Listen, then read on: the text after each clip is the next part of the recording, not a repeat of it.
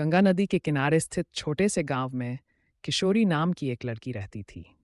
वह हमेशा अपने सपनों की दुनिया में खोई रहती थी। उसका एक सपना था, एक अनदेखी यात्रा पर जाना, जहां किसी ने कभी कदम न रखा हो। एक दिन उसे अपने दादाजी से एक पुरानी किताब मिली, जिसमें एक रहस्यमयी द्वीप की कहानी थी। वह द्वीप केवल उन्हीं को दिखता था जिनका दिल शुद्ध और साहसी हो। किशोरी ने ठान लिया कि वह उस द्वीप की खोज करेगी। अगली सुबह बिना किसी को बताए वह अपने सफर पर निकल पड़ी। रास्ते में उसे कई कठिनाइयां आईं।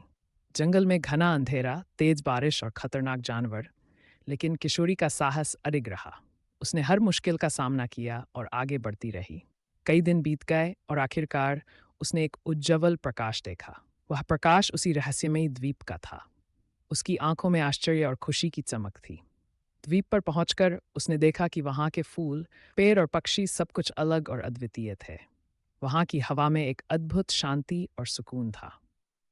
द्वीप के बीचों बीच एक प्राचीन मंदिर था, जिसमें एक पत्थर की पट्टी पर लिखा था, "यह द्वीप केवल उनके लिए है जो दिल से शुद्ध और साहसी हैं। जो यहाँ तक पहुंचेगा उसे उसकी अनदेखी यात्रा का फल मिलेगा।" किशोरी ने मंदिर में प्रवेश किया और वहां उसे एक छोटा सा पिटारा मिला। उस पिटारे में एक अद्भुत रत्न था, जो चमक रहा। उसके पास जाते ही एक आवाज आई, "तुम्हारे साहस और शुद्धता के कारण यह रत्न तुम्हें एक नई दृष्टि देगा।" किशोरी ने रत्न को छूते ही उसे अपनी पूरी जिंदगी का उद्देश्य समझ में आ गया। उसने महसूस किया कि सच्ची खुशी दूसरों की मदद करने में है। वह द्वीप से लौटकर गांव आई और अपने अनुभवों को सबके साथ साझा किया। उसने गांव के बच्चों को भी सपनों की दुनिया में विश्वास करना सिखाया और उन्हें प्रेरित किया कि वे भी अपनी अनदेखी यात्राओं पर निकलें।